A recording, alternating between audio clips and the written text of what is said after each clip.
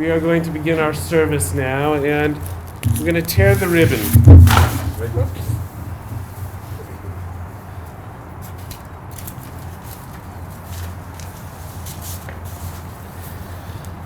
We're going to tear this ribbon, and it represents that our hearts are torn.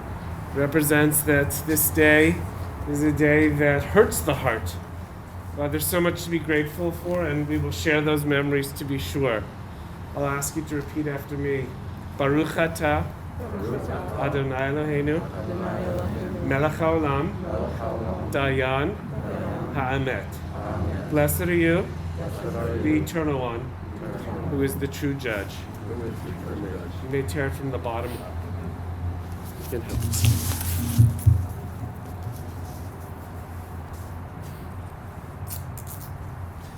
As you know, Alfy was a veteran and a very proud one.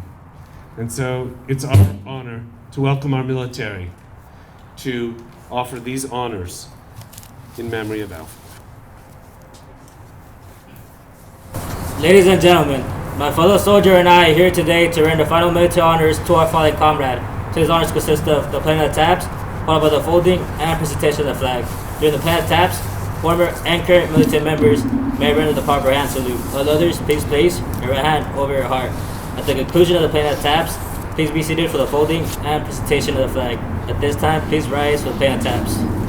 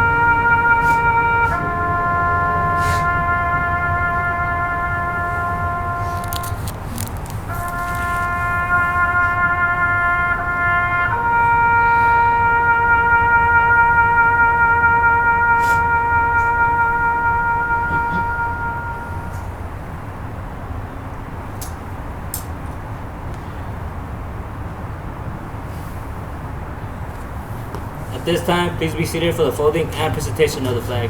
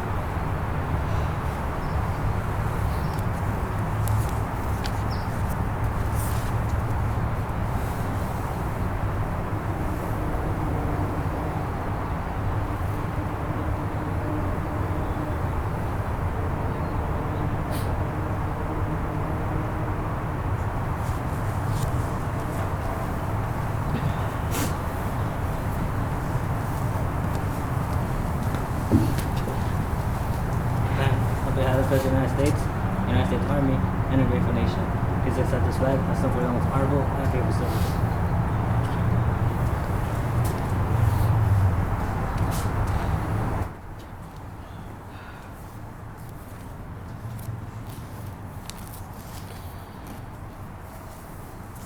Thank you, Specialist, and thank you, Sergeant.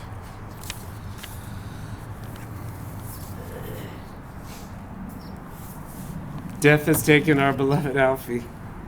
See his smile. Our friends grieve in their darkened world. In their silence, there's lamentation. In their tears, there's loneliness. Lost in their sorrow, may they find the presence of friends. And COVID has allowed a few people to be here, and many, many more on live stream and Zoom. And so we're so grateful for your presence, either virtually or in person. We think about Alfy. We think about his love that united us in life. And it's important for us to know that death can never take that away. It ends that physical life, but the love still exists. We thank God, we thank the Eternal Spirit for his companionship that we shared along life's path, which continues through the tenderness of memory, for the gifts of Alfy's heart and mind that brought us joy and happiness and is now a precious remembrance. For all these and more, we give our thanks. In a time of grief in the Jewish tradition, we listen to the voice of our sacred scriptures that brings us the ever-new message of God's nearness. It tells us of our kinship with the Creator in light as in darkness, in joy as in sorrow, in life as in death. And as I read some of these passages and prayers, some that refer to God, I can imagine getting an email from Alfy asking me why I chose this passage or why I chose that passage, and to explain to him the meaning behind all of them. But listen to these. I went through a few that I thought were appropriate for him. The psalmist said, "Happy are those who have not followed the counsel of the wicked, or taken the path of sinners, or joined the company of the insolent. Rather, the teaching of their faith is their delight, and they study that teaching day and night. They are like a tree planted beside streams of water that yields its fruit in season, whose foliage never fades, and whose fruit always flourishes." Or better yet, he asks, "Adonai, God, who may abide in your house? Who may dwell in your holy mountain?" And listen to the answer and tell me if it isn't Alfy. "Those who are upright, who do justly, who speak the truth within their hearts, who do not slander others or wrong them or bring shame upon them, who scorn the lawless but honor those who revere their faith, who give their word, and come what may, do not retract, do not exploit others, who do not take bribes. Those who live in this way shall never be shaken." He lived in that way, and he wasn't shaken to his and our benefit. "Adonai ro'i lo echsar bi not desha yarbitzeni al me menuchot yana haleni." The Lord is my shepherd, I shall not want. He maketh me to lie down in green pastures. He leadeth me beside the still waters. He restoreth my soul. He guideth me in straight paths for his name's sake. Yea, though I walk through the valley of the shadow of death, I will fear no evil, for thou art with me. Thy rod and thy staff, they comfort me. Thou preparest a table before me in the presence of mine enemies. Thou hast anointed my head with oil. My cup runneth over. Surely goodness and mercy shall follow me all the days of my life, and I shall dwell in the house of the Lord forever. Heard a beautiful teaching about this a few months ago, that for there to be a shadow of which we stand in right now, there also needs to be light. And mourning is about being in the shadow, and then the shadow will dissipate, and only the light will shine. And that's certainly Alfy, to feel his light, to feel his presence, and to feel his guiding way.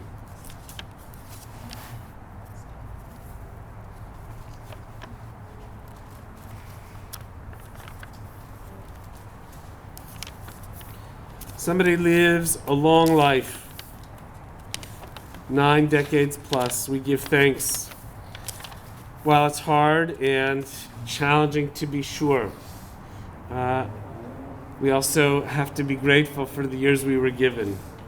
And so the biblical author Ecclesiastes said, "For everything there is a season, a time for every experience under heaven, a time to be born and a time to die, a time to plant and a time to uproot what is planted, a time to tear down and a time to build up, a time to weep and a time to laugh, a time to grieve and a time to dance, a time to throw stones and then a time to gather those stones, a time to keep and a time to just finally let go, a time to tear and a time to sow, a time to keep silence and a time to speak." Now is our time to speak and share those memories. So it's with honor I call upon Randy to share these words. Thank you, Rabbi. Thank you, Rabbi. I'd like first to read some thoughts from my children who unfortunately were unable to join us, and then, if you'll indulge me, I have a few memories of 72 years with my dad.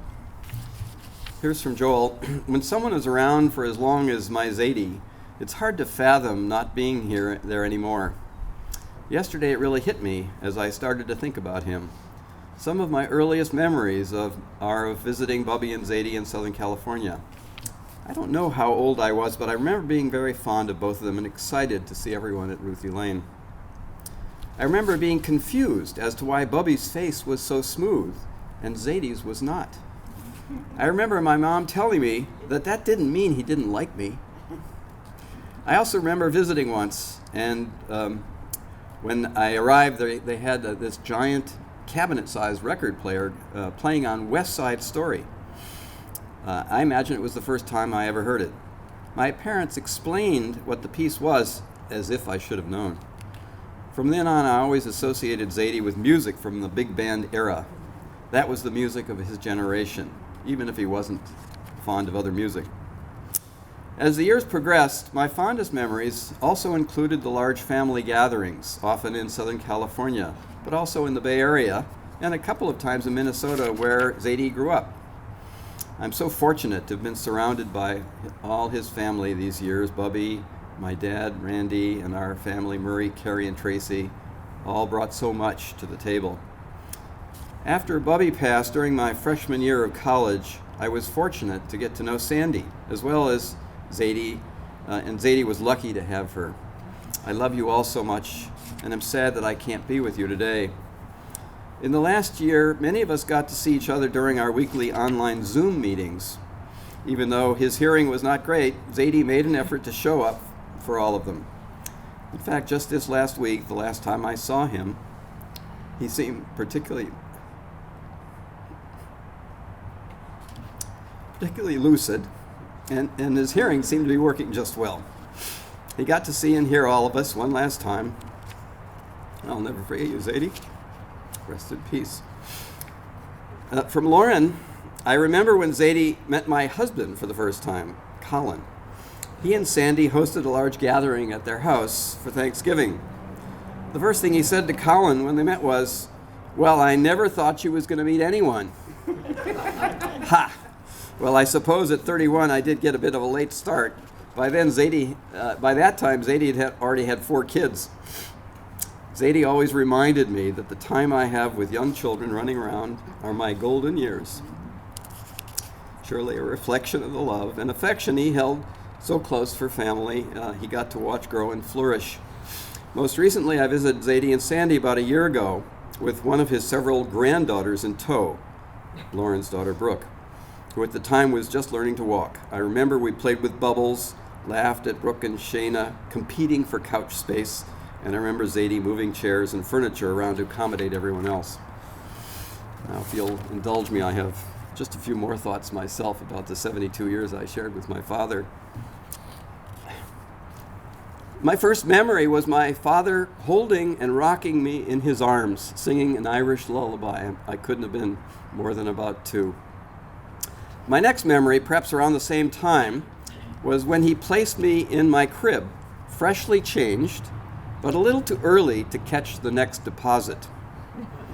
We lived in a small 1-bedroom apartment on the north side of Minneapolis for a few years after my first birthday.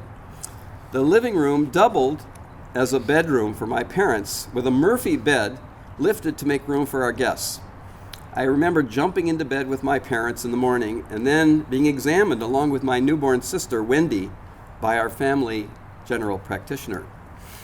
After a few years, Dad designed and had built a tiny 3-bedroom home, perhaps a mile away, still in the north side of Minneapolis, where over the next around 6 years, the family grew with the birth of Murray and then Carrie.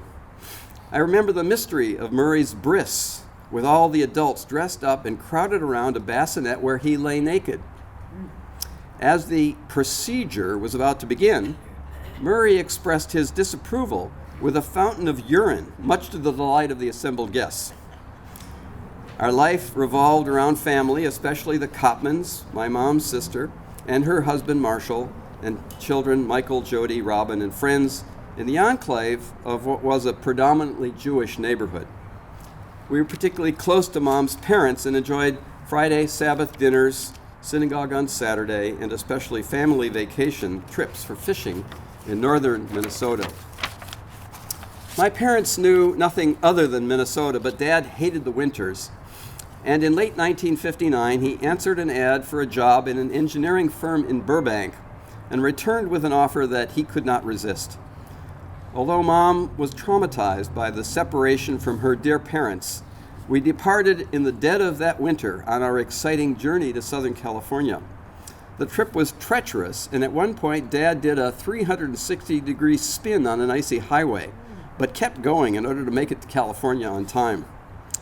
But the weather delayed our arrival, and our booking at a motel in Burbank was canceled, leaving us to find a single unheated room where the kids bunked together to stay warm on New Year's Eve, 1959.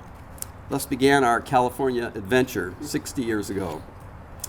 Dad's career blossomed with a new job opportunity, so we moved from the San Fernando Valley to a new tract home in Rossmore in around 1961. The family matured during those years as my mom took a job as a sales representative at Robinson's, and Dad moved on in his electronics firm. We joined the Beth Israel congregation in Long Beach, where I had my bar mitzvah and confirmation. Religion was a part of our life, but we were not as deeply engaged as when my grandfather set the tone in Minneapolis. Dad's values were more firmly centered on the family and on his relationship with Mom, whom he simply adored. He could be quite stern with kids, particularly if we were disrespectful, which was quite often. I departed for college just in time to make room for Tracy, a surprise gift to the world, born just weeks before I left. But the gift I received from Dad was a sense of purpose and a work ethic that has served me well in my life. Our lives seemed rather simple and blessed until the fall of 1969, with the news that Wendy had been diagnosed with acute leukemia and was given just months to live. Wendy's rapid decline, and she's resting here, and our family's anguish at her loss left a scar that is never far removed from our thoughts. Over 50 years after her death. But life did somehow continue, and with my marriage and later Murray's and Tracy's, Dad and Mom rejoiced in new family members, especially grandchildren. They flew from Los Angeles to see their first grandchild, my son Joel, and then to Switzerland, where my family was on sabbatical, where they met their first granddaughter, Lauren. As my career flourished, my parents tagged along to every special event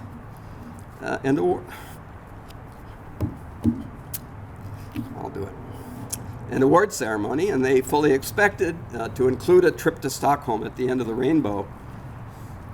But in 1996, Mom was diagnosed with an inoperable brain tumor, which took her life 2 years later at the age of 69. This loss struck my father even more deeply than Wendy's death. However, with time, he recovered, and with the help of a support group, he met our dear Sandy, who had lost her husband to heart disease. Sandy and Dad were the first people I called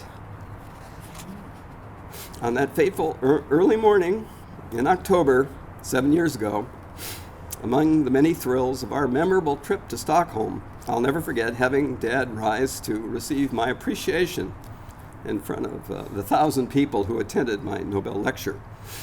His pride was such that no one could escape the news. Even at a comedy club where the comic made the mistake of calling on my dad to answer a question only to hear a boast about his son, the Nobel laureate. I wish I could end on such a happy note, but life is never simple.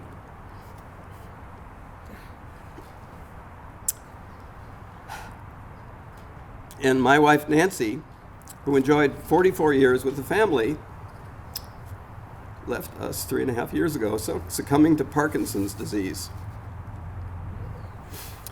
Dad and Sandy were at the funeral, and Dad read a tribute with humor and sadness, but the trauma of her progressive decline and death left me with the same grief he endured over so many years.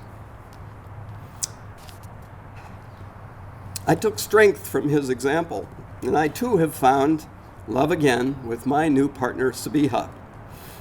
We had dinner with Dad and Sandy just 2 weeks ago with no sign of what was to come. After we left with a hug and kiss, Dad again welcomed Sabiha to the family. Dad leaves us now with the same love that he showed when he rocked me to sleep with that Irish lullaby.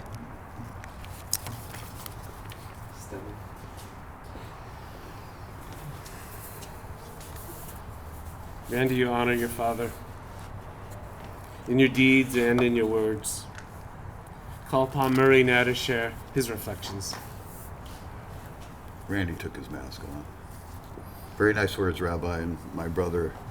I've heard a few of my brother's speeches, and as sad as it is, I can't even say the words.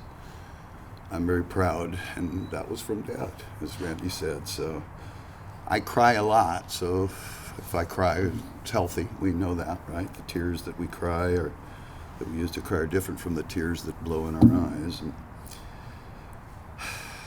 I cried at Lion King. I did too. Jacob was probably 4 or 5, and I'm sitting there watching a cartoon movie, and then Mufasa gets killed in a stampede by a bunch of wildebeests. Fortunately, our father wasn't trampled at all. Dad lived 93 very wonderful years. As Randy described, he had to overcome some incredible losses. But he did, and he was a model for us, and he lived a long and healthy life. And I want to go into gratitude. My gratitude toward all of you here today, but not just that you're here today. It's just amazing. My wife and kids who are here today, they love Zadie. Our grandkids have this wonderful term, Big Zadie. And again, as Randy said, Alfy, my father, was just so loving. I want to thank Sandy very much. You enriched my father's life for 20 wonderful years. I got to see it up close. We got a cruise out of it. That was kind of nice. And I'm grateful to be here with my brothers as we honor and probably make a little fun of our father. He worked hard. He impacted all of us. He supported us.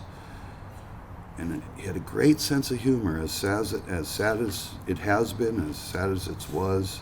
That's something I really cherish, that he could always have a good sense of humor. So let me tell you a couple of stories. I don't know that I have the graphic story that my brother had of my circumcision. I didn't know about that, but thank you for sharing, Randy. We were about 4 years old at that little house. I was 4 years old at that little house that my father built. It was 800 square feet. It was tiny. There were 4 kids and 2 adults. And we're in the back. It's hot. It's the summertime. We had this little pool. And we have a picture, although I remember the event, we have a picture of Randy holding an empty bucket like this, and he looked vicious. He had just emptied that bucket in my face, big time, and I'm bawling. I'm like this in the picture, and my dad's consoling me. I don't think he admonished Randy at all for that. And you can see in my dad's face, he's smiling. He's having a time of his life. Those were, and I know that, the golden years. And he shared that with all of us. A few years later, probably about 50. My kids are little, and my wife and I are walking through the beach and boardwalk, and we're in the parking lot. And Santa Cruz has got a lot of a wonderful Mexican influence, and there are these vatos with their low-riding cars, and they're jumping their cars. And my dad was just blown away, just, wow, what is that? He had never seen it. So here's this kind of older white guy whose legs are as white as anything, walks over to these guys, they're all tatted out, and he just was intrigued, and he just, I wasn't concerned, but I went with him. And he just asked him, how does it do that? He's a retired engineer. So the guy opens up his trunk and shows him all the batteries, and my dad was really happy. Cavelling is something my dad did very well because he had a lot of pride and he loved us all. I got to see him in Stockholm cavell for his family. His cavelling in Sweden showed a radiance as the King of Sweden draped his firstborn with that Nobel Prize. But I know he showed that same pride in all of us. He and Esther sat with Delia and I as I got to cut a ribbon and open a new high school in Salinas, and he loved us all. And he loved how we did in life, and he showed his pride, even up to the end. As a matter of fact, just a couple of days ago, my dad called and left me a voicemail I'd like you to hear. Hi, Murray. This is your dad. I got a call from you on my phone. I'm not sure when it came through. There's a date on it, but I don't believe in dates. I only date pretty girls. Anyhow, if you get this call me back. Talk to you, see how you're doing. Okay? Bye-bye.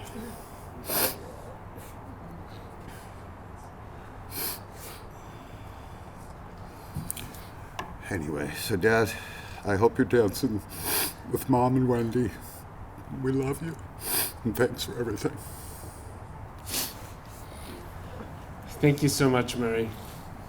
We call upon Carrie now to share a few reflections. Well, first of all, I was probably the dumbest one of the family, so I just have a few things to say. I believe my father, Alfred Schekman, was the smartest man I've ever known. He's done things that I've never seen or anybody else have ever, have done. He always helped me when he could. He will live in heaven forever with my mother. I believe, that's what he is doing now. And I thank him for giving me life. And most of all, I thank him for helping me when he possibly could. And I love you, Dad and Mom. Thank you, Carrie, very much. Call upon Tracy now. Hi, everybody. Thank you for coming. I don't need to stand in front of this. I'm going to try to get through this. It's been really hard. He was the greatest man I've ever known, like Carrie said. He was a great dad. He was a great friend. He was a great uncle. He was a great grandfather. A great grandfather, too.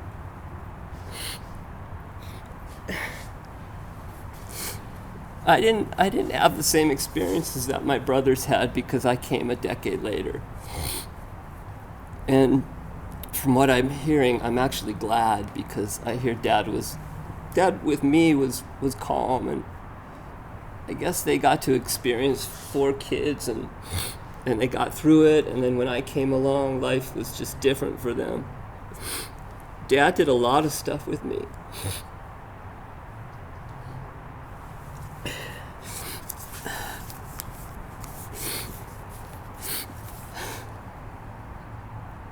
I just want to share a few things that I'm going to miss about my father.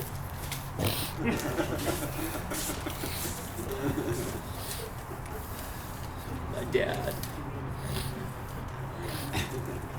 I'm sorry. My dad was very loyal. He was married to my mother for 50 years. He loved his kids. He was always there for his kids. I don't remember a day my dad not being there or coming home. And, he always had a carpool, and he'd come home from work at the same time every day, and he'd leave at the same time every morning. And then my mom died. 50 years of marriage, and my mom died. And I thought my dad was going to die too, because he sat in a chair. He sat in this blue recliner chair, and he never moved. And we had Mandy. Mandy was my mom's dog. And she sat on his lap, and we were so scared. I remember being so scared, like he was going to die. And then an angel came along. Sandy came along. And I gotta admit, it was hard for him to fall in love, for me to see that. But my brothers told me that is the best thing that could happen to Dad. And God, he was right. He was right. He wouldn't have lived this long. Sandy, a little bit younger than my dad, was able to, they did things like, they went on cruises. They never stopped. I just want to thank you for as long as you were able to keep Dad alive. Anyway, he was a loyal guy, and I'll miss that a lot. He was always into computers, and I just remember my first computer that I got. It was a Commodore 2000, and it was the kind that you did. There was no hard drive. They had the real floppy drives, the 5 1/4 inch floppy drive. And he sat down at the computer, and he wrote a program. I don't remember how long it took. It was quick, 15 minutes. He wrote a program in code, and then he pressed the enter button and showed me, and a little bird was flying across the top, kind of a stick bird, and it would drop little bird poops down on a little stick man that would have to dodge them.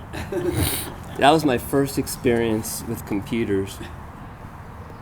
And they always said that I was a terrible reader, and that computing actually taught me how to read. So thanks, Dad, for showing me the first computer. My dad was also really good with PVC. If you don't know what that is, PVC is the pipes that you fit in gardening. He made life-size people as tall as you and I, and he made a woman, and he made a child. He made like 5 or 6 different figures. They were so good. We always thought he'd sell them, but he didn't. We had a restaurant, and he brought them to the store, and we put them up on the balcony above us. And I remember they stayed there for years, and kids would come in with their parents, and they'd turn around and look up. Like, that's what they came there for. They came there to see those. He made all kinds of things. He made a menorah, a huge life-size menorah. He made a flag. I don't know. He made lots of stuff. I'm going to miss that. I'm going to miss him making that stuff. Food. Dad was picky. He didn't eat much. What was his favorite food? Salami sandwich and rye. And a rye bread. Rye bread. 50 years of rye breads from... Salad, no dressing. Yeah. He didn't like Chinese food, Mexican food. He didn't like any ethnic food at all. Maybe a little Italian, you told me. And I guess he liked some Jewish food. But I'll miss that. I'll miss he was a real picky eater like my son. Soccer. Soccer was big for me. He used to take me all over. I played club soccer, and we'd travel throughout the counties. And he was always there. Every Saturday, it didn't matter. He took me. And then after a game, we'd go to Taco Bell. And I just remember I'd order like 5 or 6 tacos and a Pepsi, and he never ordered anything. He doesn't eat. He was selfless. He didn't eat that kind of food. So he'd go home and he'd make a hard-boiled egg with butter and mix all the butter in and eat that sandwich. I'm gonna miss that. Shayna was his last dog. They adopted her. She was a bit skittish in the beginning. Dad never really was an animal lover. He liked animals, but he never really cared for animals like Shayna. He loved Shayna. I used to go over there and he'd be asleep with Shayna on his lap. And then Shayna died. And Dad got really sad. I think that was a couple months ago.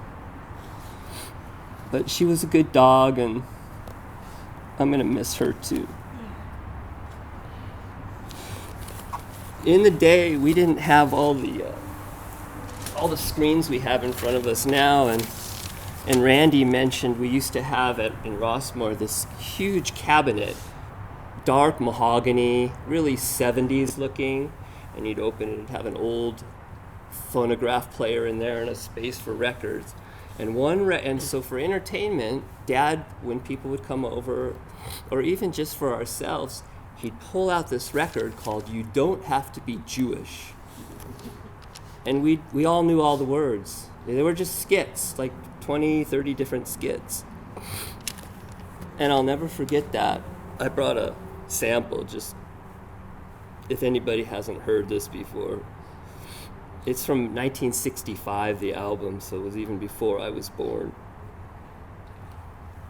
This is just a quick skit so you can get an example. I hope I'm not breaking any laws.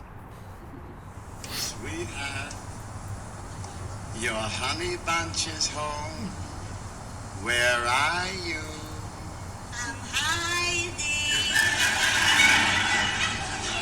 I've got a surprise for you. Where are you?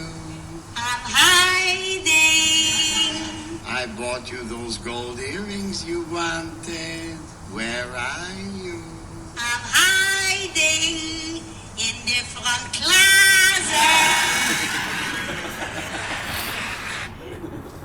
It's all kind of silly like that, but every time I hear it, I'm going to cry now.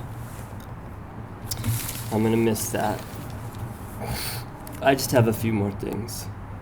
Math, just like Carrie said, he was a genius. He was so smart.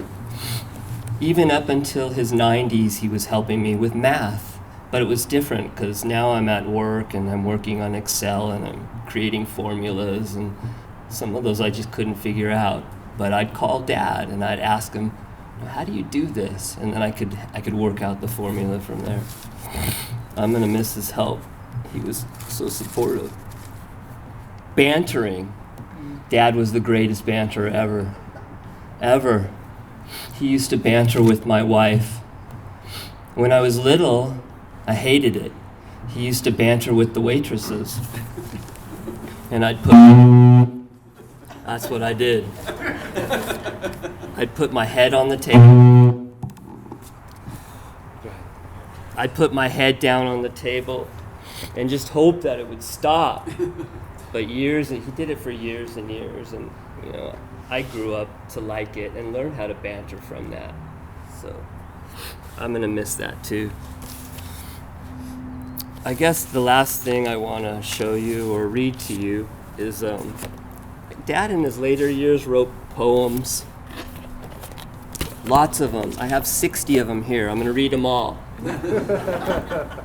There was one special one that Dad liked a lot, that he used to go whenever he could, if he could present it anywhere at meetings. And that's the one I want to read. It's called Friends and Family. Thanks, by Alfy Schekman. I count my list of friends somehow each day that I exist, and you must know right here and now that you, my friend, are on that list. We often wait too many years to tell our friends how much they mean, because we might display our fears and let our embarrassment be seen. We love our mates and our parents too, but it's too hard to say out loud.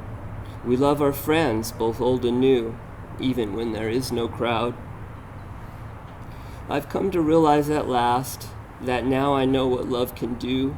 I didn't know this in the past, that love will bind my soul with you.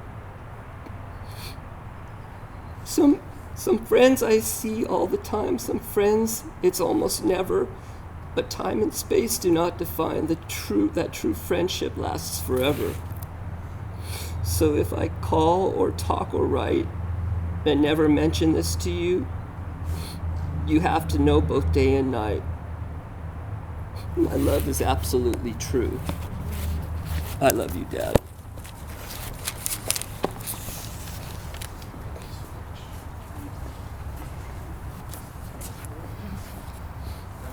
Thank you. Sure.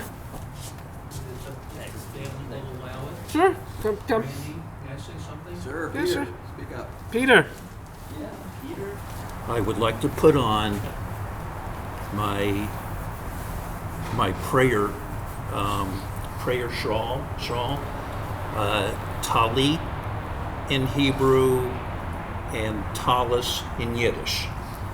This is only the third time I've worn it here. The first time was for my mother. The second time was for my father.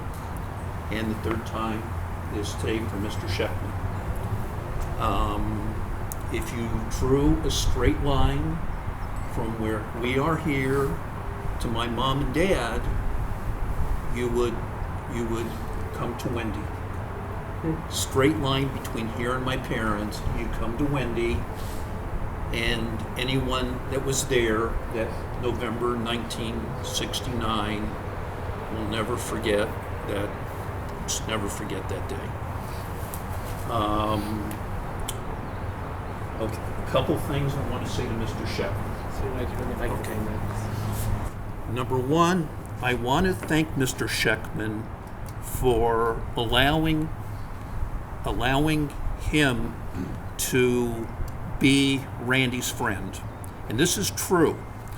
When I first came over to the Schekman house in the summer of '61, I wasn't as studious as Randy, and especially Mrs. Schekman. And she said, you know, I'm not so sure this fellow is going to be a very good influence on our son. And that is a true story. And I think forever Mrs. Schekman was a little worried that I was going to lead her son astray. So You tried. You should know the truth. Okay.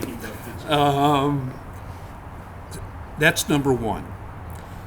Two, I want to thank you, Mr. Schekman, for letting Randy and I go on a Greyhound bus to New York City in 1964 to go to the World's Fair. Just the two of us. We went on a Greyhound bus. And thank you for that.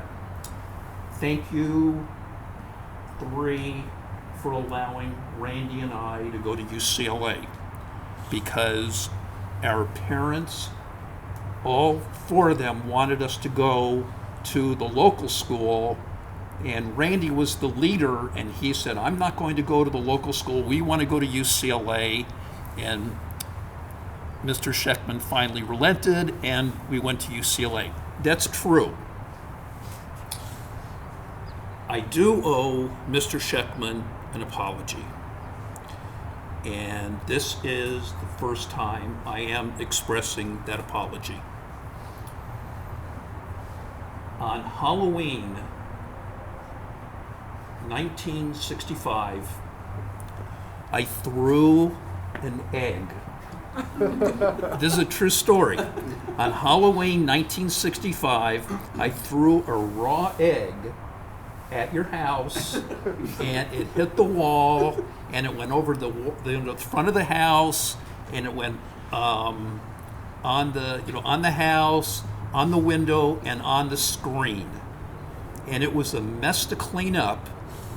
But I want you to know, Mr. Schekman, it was Randy who started the fight. It was Randy who started the fight, because he's the one on Charles Ensley Street. He's the one that got out the shaving cream and sprayed me first. So I just want to let you know I apologize for that. Worst thing I probably ever did as a teenager, but there you have it. Thank you for letting me be a part of your family. Randy, who made us wait and wait and wait and wait.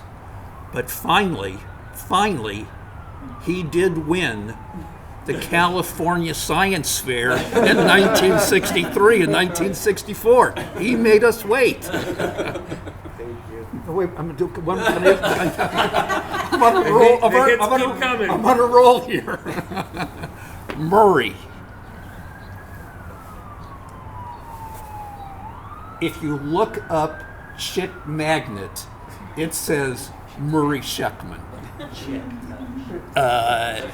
Popular, handsome. To this day, Murray makes me call him Mr. Student Body President because he was the student body president.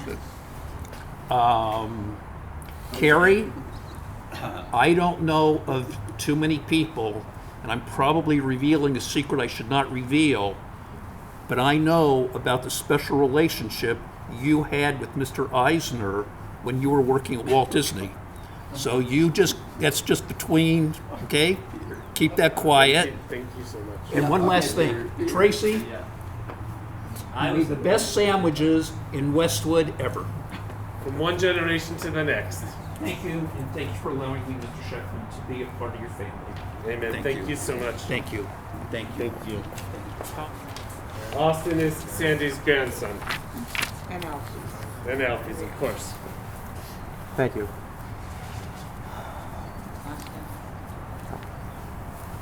Thank you. I'm just here to say a few words on behalf of the Schekman Klein side of the family. He was always Al to me. My brother Andrew and I didn't call him Zadie or Grandpa, always just Al.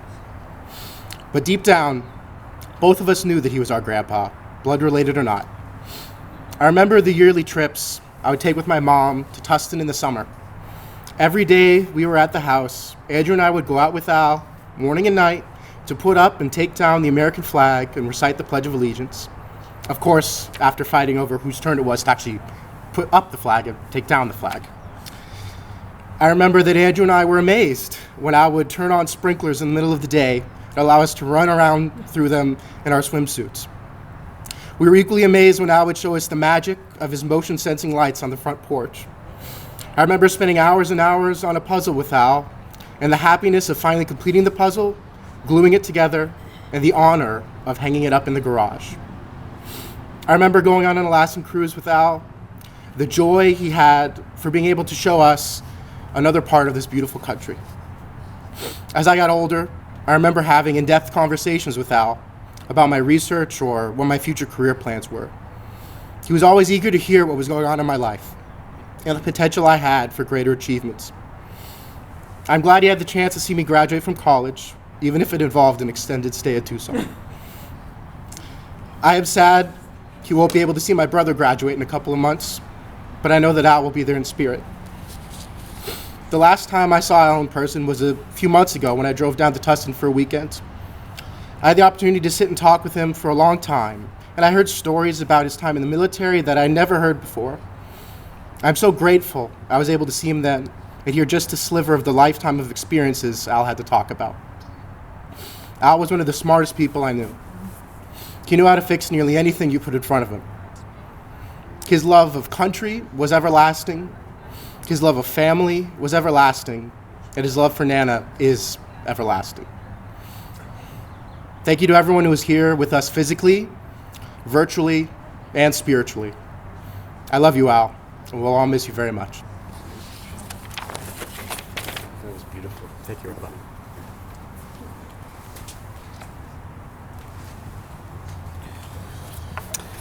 On behalf of Sandy, I want to thank you all for being at Alfy's memorial. Those of you that are here with her, and all of you that are here via Zoom, Alfy had a special place in his heart for all of you. Please keep him in your hearts and remember all the times we shared. We love you all, Sandy. Beautiful. And so it is with sadness we say goodbye to Alfy today. And with gratitude, we celebrate a full and wonderful life. His delicious warm smile and that twinkle in his eyes will continue to sparkle in our memory now. We have a tradition at our synagogue that when you walk into the synagogue, you pick up your permanent nameplate. That way, everyone will know who everyone else is. When Alfy and Sandy joined the synagogue, Alfy loved this idea, but he was frustrated that the nameplates were not organized in an efficient way. So the mechanical engineer in him created a movable board for everyone's nameplates to be stored in alphabetical order. This is 650 families, more than 1,300 nameplates. We use this movable board to this day. PVC? Not PVC. Wood, it looked beautiful. There was some cardboard involved, but that's a different story. This mitzvah that he performed for our temple reminds me of the ancient rabbi's teaching that every person has three names. The one that is given at the bris, registered on the birth certificate, entered on school records, on citizenship papers, wherever a name is required. A second one, the name by which he is known to family, to friends, to those who work with and for him. This is the name that he earns by actions and through relations with others. And the third name is the name by which eternity knows him. This name is the sum total of a person's life. It teaches not only the outward conduct, but the inner life. It deals with the relationships between a person's conscience and his actions. It reflects the inner soul and the spiritual life of the person.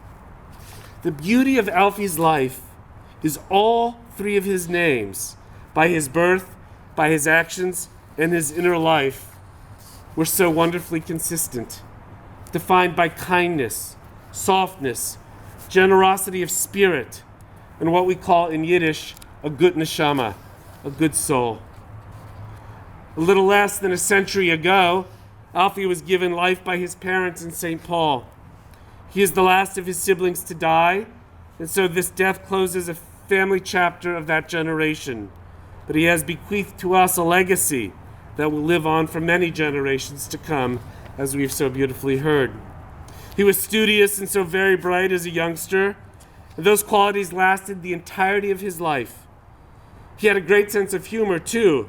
From a very young age, they would joke, Izzy likes to collect old $10 bills. So he was not only bright, he was very clever, too. His name was one of wisdom. And so beautifully demonstrated today, Alfy was drafted and proudly gave his time to his nation that he so loved. He was deeply patriotic and asked that we always sing God Bless America at Temple.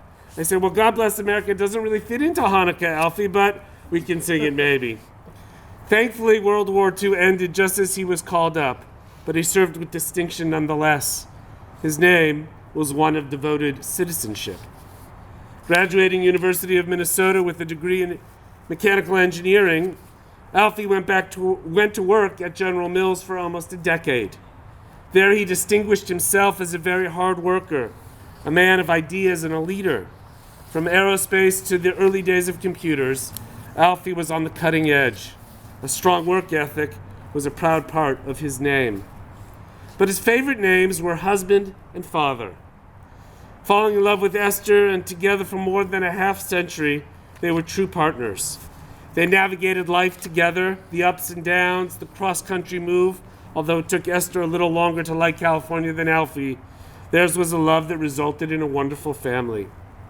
Murray with Delia by your side, Tracy with Cherry by yours, and Randy with Nancy in our memory, Carrie and Annalisa, and Wendy, who left us too soon. All of you knew your dad in unique and special ways.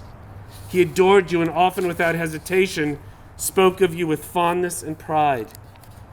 While he was certainly strict as a young parent, you never doubted he was behind you. He once designed, as we heard, and built a home for you. That is literal and that is figurative. He provided for you because he thought that was his sacred duty, oftentimes working 2 jobs to make sure all was taken care of. And he would try his best to go to your science fairs, your soccer games, your events, and make sure you knew you were cared for. The death of your sister changed Alfy forever, as it would any parent. And he redoubled his efforts to be even closer after such a challenging moment in your family. Your dad treasured the name Father, for it defined him. You will all live in his light now, and let it guide you wherever you go. Were it not for matzo balls, Sandy and Alfy may not have ended up together. Sandy, you met Alfy at a bereavement group that you were both attending, and you became friends. Alfy was lamenting that he could make the chicken soup for Passover, but didn't quite know how to make the matzo balls. I'm not sure that's true, but it's a great idea. Sandy to the rescue. We call chicken and matzo ball soup Jewish penicillin. Sandy, that is what you and Alfy were for each other. A healing balm, for that brought comfort and wholeness to your life. Your friendship grew, and then you were planning to move to Tucson when he said to a friend, I'm going to get her to stay. Sure enough, the bond you both created kept you here, and you helped one another heal, grow, and enjoy the next 2 decades together. You were such a blessing in his life. He adored you, respected you, and loved you. He said so with his words often, but anyone who spent 5 minutes with the two of you could tell by his eyes and by his smile that you had touched his very soul. And I know you too felt loved and cherished by him. You were able to tell each other your stories and listen to each other's life's narratives. As you said, he opened up my heart again. As you were talking yesterday, in between your tears were wonderful smiles, remembering his love of salami and Tootsie Rolls, not at the same time. He loved his rye toast with butter every morning. Your wonderful dog, Shane, as Tracy told us, that Alfy was so dedicated to, died just a month ago. And his love of bridge was a perfect match for his engineer brain and his warm heart. You had one another's heart, and he was ever so proud to be your husband, a name he cherished. You, who are his grandchildren and great-grandchildren, and Sandy's children and grandchildren, you are so lucky, as you know, to have had Alfy as your grandfather. Melissa and Javier, Christine and Bobby, Jacob, Lauren and Colin, Joel, Noah, Amber, Isaiah, Mila, Grayson, Brooke, Paige, Stacy, Adam, Eric, Rebecca, and Austin and Andrew. You are now the holders of your grandfather's life and stories and lessons. Your job will be to pass this wisdom on to the generations that come after you.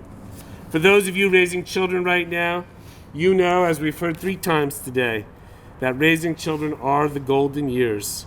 That says a lot about you, and it says even more about Alfy. Carry his light and illuminate the path for those who come after you with Alfy's passion and love. Alfy was a very proud Jewish person. While he had his struggles with God, and the depth of his devotion to his faith and to his community, though, was ever present. We loved having Alfy cheer on our temple choir and his wife, celebrate with his chavurah, and simply be an ambassador of all things Jewish. He was at home at temple, and his loss will leave an empty space where once he stood. But the light of his smile will shine on forever. He loved the name Jew.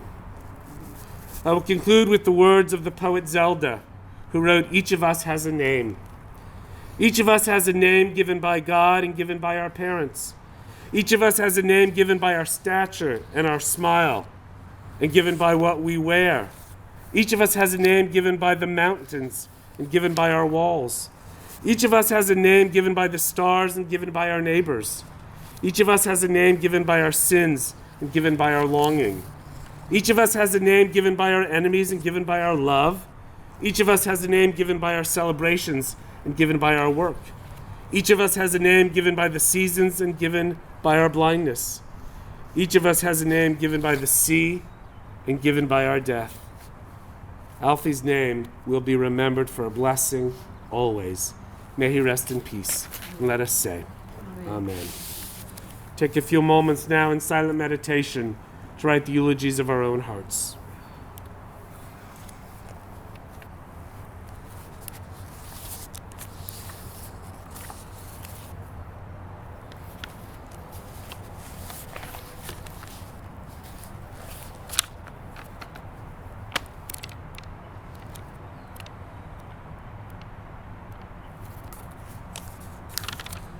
May the words of our mouths and the meditations of our heart be acceptable to you, O God, our rock and our Redeemer. Please rise. El Malei Rachamim, Shochen Babnomim Hamatzeh Menucha Nechona Tachat Kanfei Hashchina, Im Kedoshim Utorim Kezohar Harakim Asrim Et Nishmat Avraham Yisrael, Shalach Lolamo, Yah Harachamim Yafsirehu, Beseter Kenafav Lolamim, Vayitzro Bitzror HaChaim Et Nishmato, Adonai Hu Nechalato, Vayanuach Beshalom Al Mishkavo, Vanomar, Amen. Compassionate One, Eternal Spirit of the universe, grant perfect rest in your sheltering presence to Alfred Schekman, who has entered eternity. O One of mercy, let him find refuge in your eternal presence, and let his soul be bound up in the bond of everlasting life. God is his inheritance. May he rest in peace. And let us say, Amen. Friends, we'll conclude with the Kaddish praise. It can be found probably in the middle of your book there. Yitgadal v'yitgadash shemei Rabba, v'alma divra chirutei v'amlich malchutei, uvechayon uvechayei d'chol Beit Yisrael, ba'ad gala uvizman kariv v'imru. Amen. Yehei shmei Rabba mevorach leolam ulamei almaya, yitbarach v'yishtabach v'yitba'ar v'yitramam v'yitnasei, v'yitadar v'yitaleh v'yitalal, shmei d'kudusha b'richu, Ne'la min kol birchata v'shirata, tushbechata v'nechamata, damiran be'alma v'imru amen. Yehei shlam rabba min shamai v'chaim, aleinu ve'ako Yisrael v'imru amen. Oseh shalom b'mromav, hu yaseh shalom, aleinu ve'ako Yisrael v'imru amen. May the source of peace send peace to all who mourn and comfort to all who are bereaved. Together with all the mourners of Zion and Jerusalem, let us say, Amen.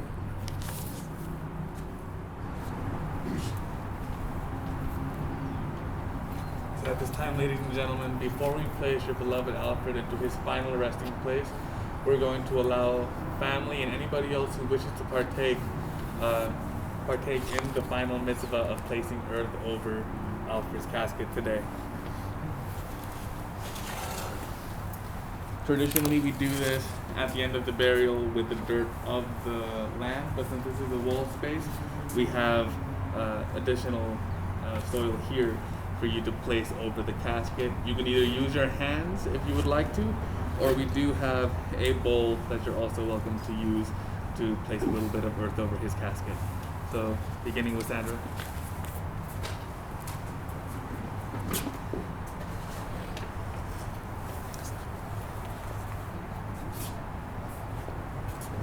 Make a little announcement. There'll be a reception. Where's that? It's going to be in Bel Air at my partner's house. Okay.